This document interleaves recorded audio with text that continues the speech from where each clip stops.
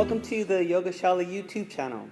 So today we will be talking about the standing sequence, or you'll be viewing on the standing sequence. So a couple of things we need to know. Everything that happens in the standing sequence happens on the floor, which is to say any twisting, bending will all show up somewhere in your seated poses. So if you're feeling like, oh, I don't have time to do a whole practice, then the standing sequence should cover all of your needs for the whole primary series. There's things you need to pay attention to, though. When you're doing the standing sequence, everything happens in the hips. Right? You try not to bend from the ribs. Everything is happening from the waist. All your twisting poses.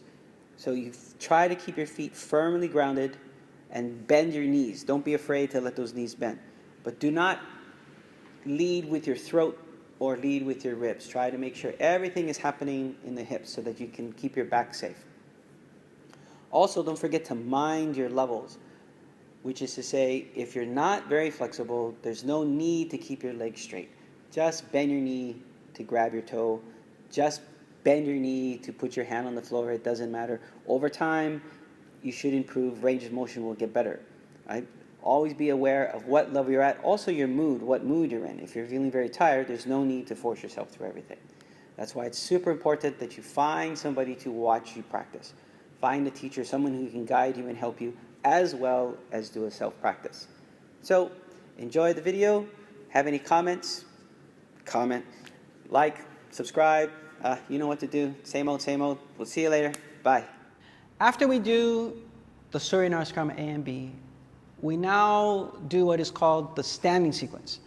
So actually, the poses, the primary series is built up into three sections.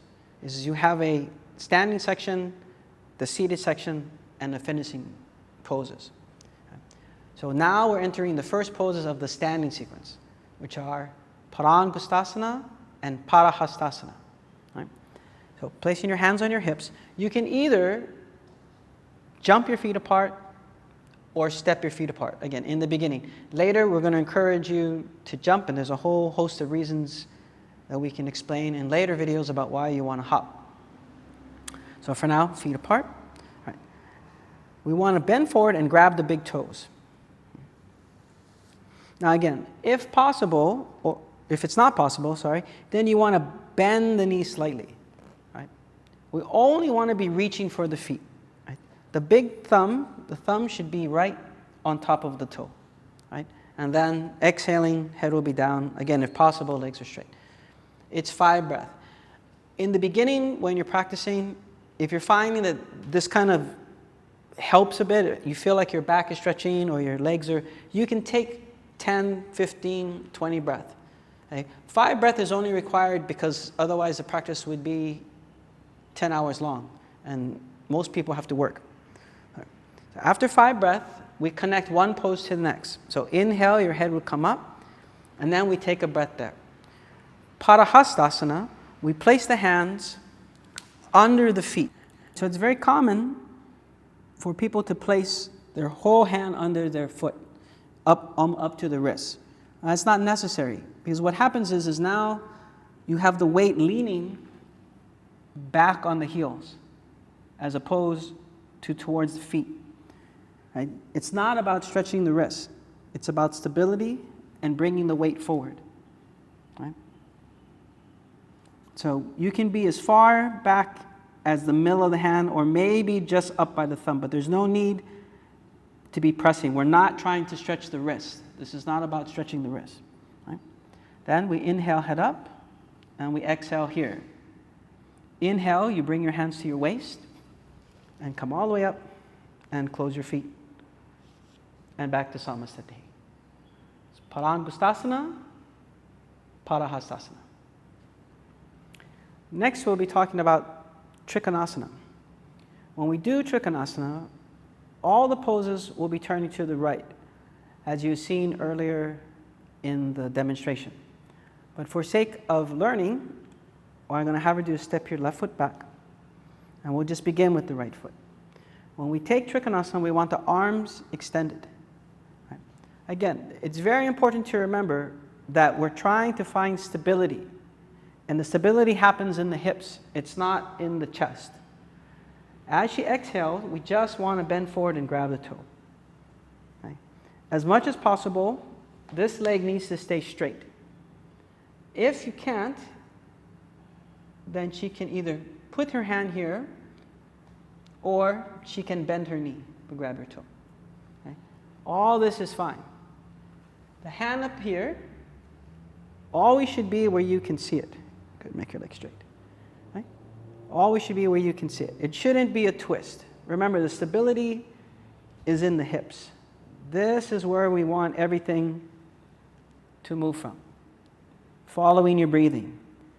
The inhale would happen, and you would lift in the hip. And we come out of it again.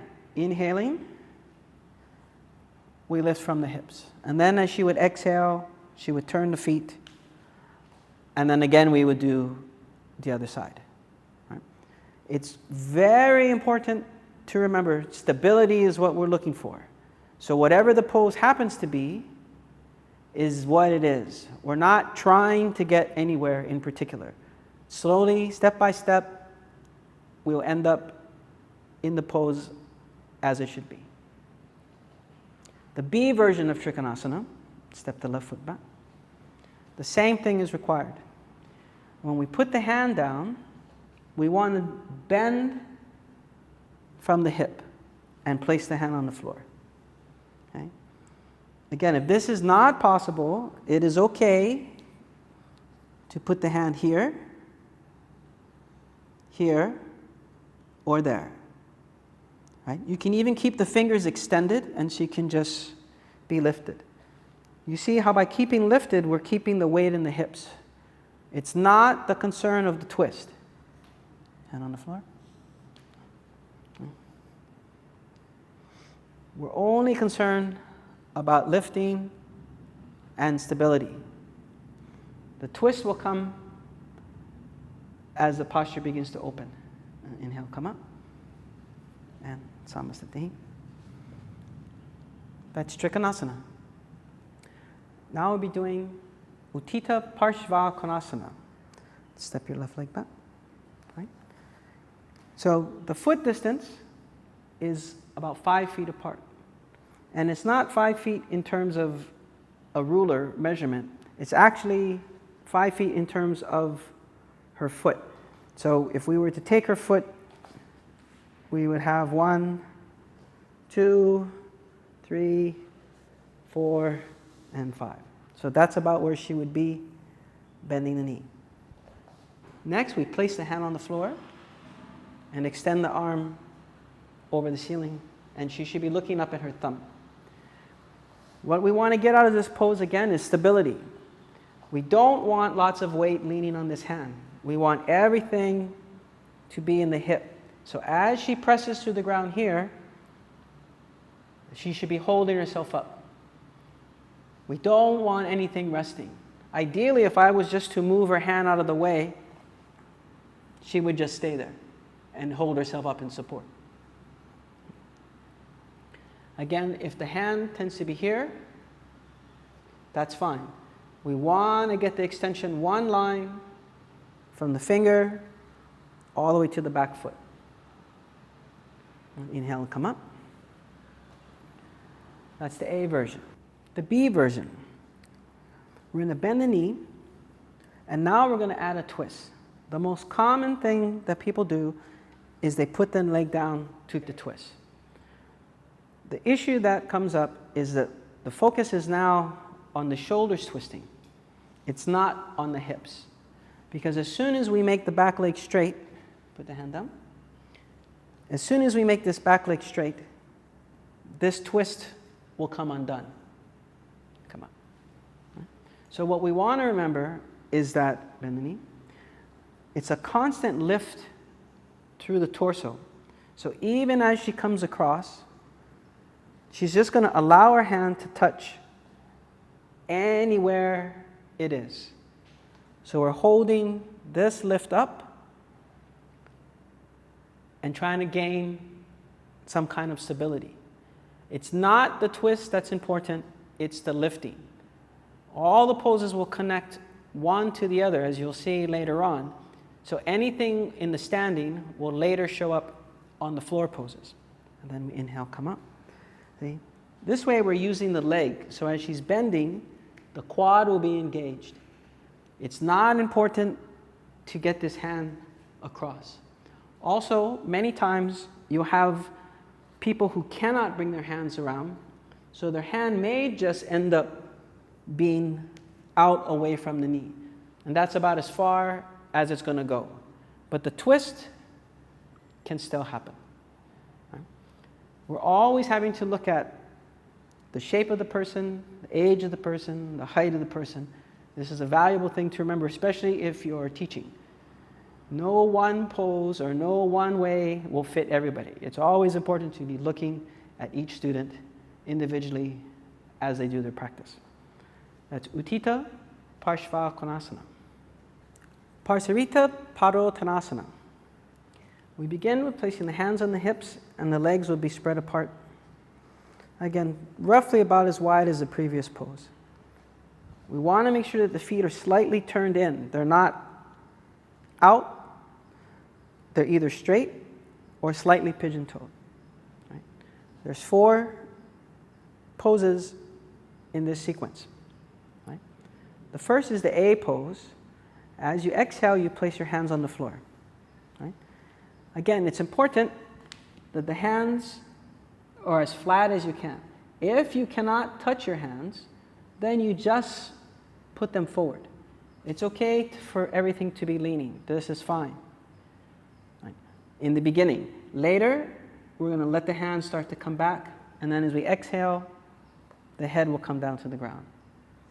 We want the elbows in, and you'll take 5 breaths. Okay? After 5 breaths, we'll inhale, come up. We'll exhale, and we'll wait. Then we'll inhale and finish the pose. Right? That's the A version. In between, as in the Surya Namaskar A and B, there are different steps. Each pose has their own step, or vinyasa, as they're known. Okay? In between, we have to inhale the arms and then exhale. Then we inhale again, and we exhale, we go down. Again, what you'll notice on a lot of people when they're practicing is that their hip will be out behind their heel. As much as possible, we want the weight to come forward. When you do that, you're going to get the sensation of falling over. Don't fall over. Let the weight hang. Ideally, we want the spine to just hang. All forward bending is for the back of the body. So we want to get this length. Inhale, come up. Exhale. C version. Inhale, spread your arms. Exhale, clasp your hands. Again, you inhale. Exhale, you go down. In this pose, through all 4 of these poses, the most important thing is that the head comes to the floor, not the hands. Some people can bring their hands all the way down to the ground. Again, not necessary. It is only important that you extend the head to the floor. Right? The other thing is when they change their hands, they'll also flip their hands out the other way. They'll go down and they'll flip their thumbs out. This is the actual version, but this is very difficult for lots of people. So when you're practicing this pose, if you feel like you want to try the thumbs out, that's okay. Otherwise, hands in, knuckles out. Good, come on. Okay. The D pose. Hands on the hips. Grab your big toes. Okay.